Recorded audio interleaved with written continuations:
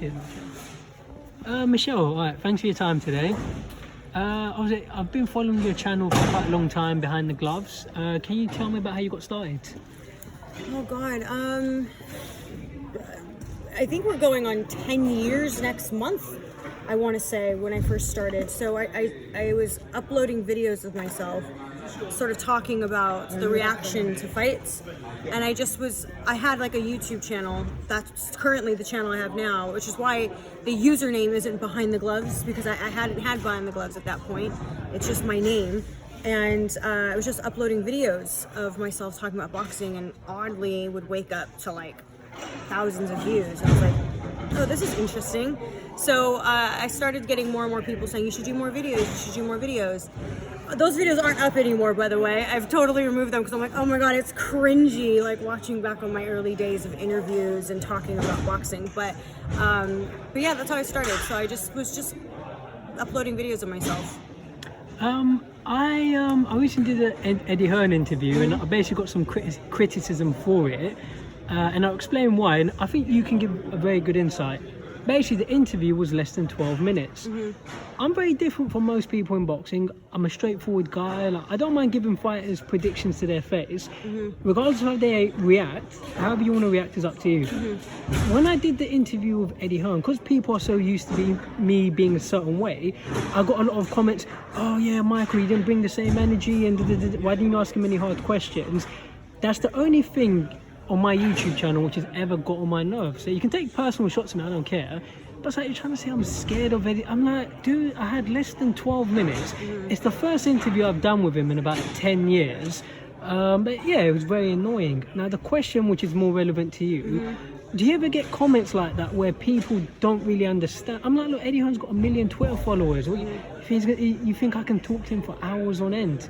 Have you ever had something like that where people are not realistic in the things they say on your videos? Yeah, all the time. I've realized it's never good enough. Yeah, exactly. That's what I'm trying to say. I've learned to not care about that anymore. I really don't care.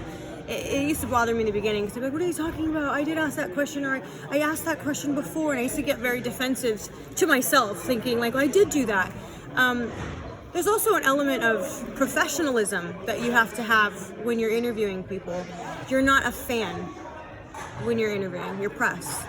So your duty as a press member is to ask a question that's not biased. I'm not here to challenge people on their responses. I'm here to ask a question. So if they don't like that I didn't challenge them on a response, it's not really my problem. Just as much as it's not my duty as a boxing reporter. People constantly want to go, oh, you're a boxing journalist. You're a pundit. You're this. I'm like, no, I'm not. Those people can choose to make predictions. They can choose to have more of an opinion. I don't have to do that. And I've built my career and the trust of all the people that I have the relationships with based on not having an opinion. I don't care. May the best man win or the best woman win. I'm not here to give my opinion. My opinion means fuck all. Okay, because the only people who want my opinion are the people who want to eventually say, see, she got it wrong. She knows fuck all about boxing. Those are the only people that want my opinion. No one actually cares about my opinion. So I'm not feeding what people want, because they just want to criticize me. They want to be able to say, see, she always gets it wrong. She doesn't know anything. But so I just don't feed into it. Again, I really appreciate some very good response there. And yeah, I guess we'll leave it at that. I mean, I'm different. I will give predictions. But if you want me to ask someone hard questions, I can do it. But you need... What's a hard question, though? What's a hard question? Because... if you're asking a question, it's like it's like a hard question to some people, to me, means that I wasn't an asshole enough in the question. No, seriously. No, I was just about to say that. Yeah. Like, so I have to be an asshole to ask. I have to be an asshole and ask a question a certain way. In order for it to be considered a tough question, I have to ruffle someone's feathers and make them turn red and get upset for it to be a tough question. There's a way in delivering a question. It's just like the saying, it's not what you say, it's how you say it. I'm perfectly capable of asking a question without it sounding like I have to be harsh on them or rude or oh, you should have come at them a little bit more edgier. I'm nice. I ask people, I can ask the biggest, the toughest, the strongest of men a question that could still be considered a direct question, but some people will go, that wasn't tough enough. But why do What do you want me to say? What do you want me to say though? Do you want me to go, well actually bro, you really sucked on that last fight? That's not my job. I'm not a blogger. I'm a press member and I take my job seriously. You're not gonna go to work and tell your bosses, because there's multiple forms of bosses, aren't there? Of course there's your boss, and then there's your boss's boss, and your boss's boss, and then there's the owner. You're not gonna go to work and go, yeah mate, you're a bit of a fucking prick today. No. You're not going to say certain things because there's a level of professionalism that you have to bring to your position. And that's just what I do.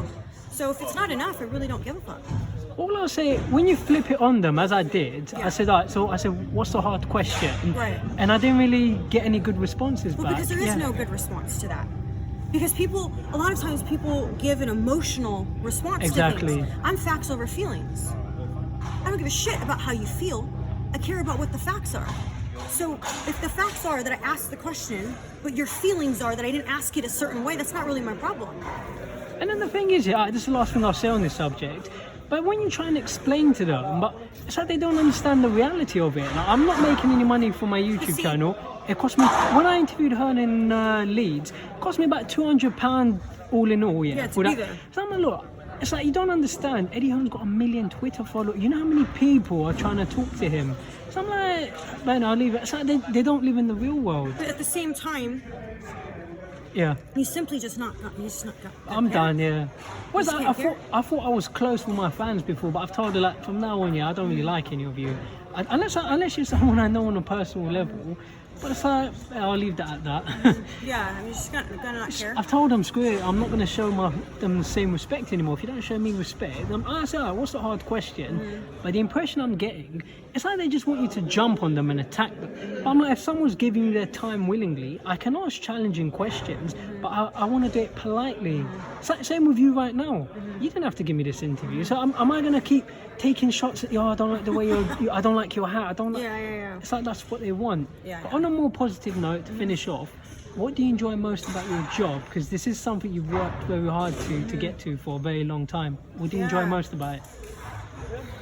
I enjoy everything. I enjoy that even if I'm having a bad day or I'm homesick or jet lag. Yeah. When I show up, careful babe. When I show up to work, I feel happy. And I feel like I'm blessed to be here. I was a waitress and a bartender at one point, and I had all these big dreams and had no idea how it could ever happen for me. I could not tell you. I just always sort of lived my life based on faith, blind faith. Oh, okay. Just always saying, I know it's going to work out. I know it's going to work out. I don't know how, but I know it's going to work out. And so there's not a moment that goes by that I'm not extremely grateful to be in this position. Extremely grateful, because there's a lot of blurred moments where I don't really recall. Like, you could ask me like, oh, in 2016, 2014, 15, whatever, what was your favorite fight? Bro, I have to go back and look and see what fights were going on because there's a new fight every single week. So I forget, like it's like one big blur. And so now for me, it's just, I just try to live in the moment. That's one of the things in the last year or so that I've tried to do, especially due to the pandemic. It gives you a moment of reflection, and for a moment there it was scary. None of us knew what was going to happen. None of us knew what was going to happen to our businesses. For a moment there I was like, shit, I've spent all these years building this channel and tomorrow it can be gone just like that, because if I can't travel and if I can't do this and that, then how is my business going to stay afloat, right? So it gave me a moment of reflection, and I'm blessed. I'll enjoy everything. I'm tired all the time. I get homesick. My personal life is always taking a hitting because you're always away. There's a lot of sacrifices that go into this. So when people want to try to give me a hard time, I try to focus on the positives, that there's a lot more people that give me positives than negatives. And so I'm always trying to look at the glass is half full in every situation. So for myself, to have been a girl at one point who was, you know, serving drinks and waiting tables to be in this position. I mean, what is there not to love about it? And Right? you've obviously come so far. But all I'll say quickly to finish off, the thing about the negatives, I don't mind it, and I'm not going to go into another lecture. I just look, if you said it to my face, I wouldn't have a problem. But it's when you're not making relevant points. Like when it's like you said to me, if it was up to me, I'd love to interview the Queen of England. But if I go knock on Buckingham Palace and say, let me interview her, or if I was to go to 10 Downing Street, are they going to let me interview the Prime Minister? So I'm just, they don't make realistic points. I just, don't bother me unless you're making rational points. But you know what though? I think there comes a certain point in, and this is across the board in anything. You can go ahead. Cheers. If this is across the board. At some given point, you have to stop caring what people think. I have now, yeah. So, for me, it's not even a topic of conversation anymore. I really don't care, because at the end of the day, I'm just doing my job. That's it. Yeah, That's it. I'm just going to work every day. If you don't like the fact that I'm going to work every day, you don't have to watch my interviews. Yeah. But I appreciate that you do. So, the glass is always half full. That's cool, and I think that's enough for today. Thanks for your time, Michelle. No problem. I can't even talk.